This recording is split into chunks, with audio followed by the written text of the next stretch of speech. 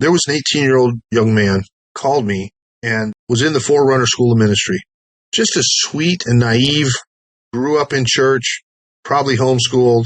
And he was taking these classes and they'd have a handout about harp and bowl and about this different theological arguments about why we do what we do.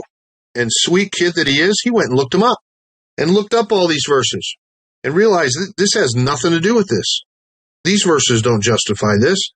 This verse doesn't apply, and this verse has nothing to do with it, and whatever. He corrected the handout and in naivete gave it to the professor and said, I'm just trying to be helpful.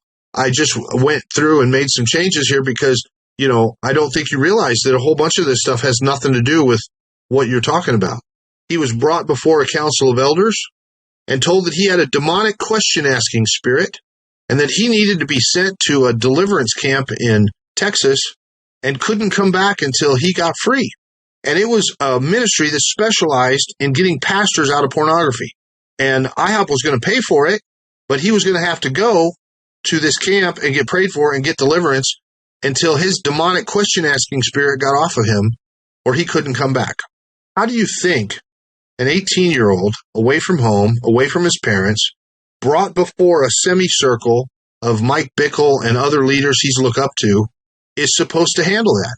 How is that not abuse?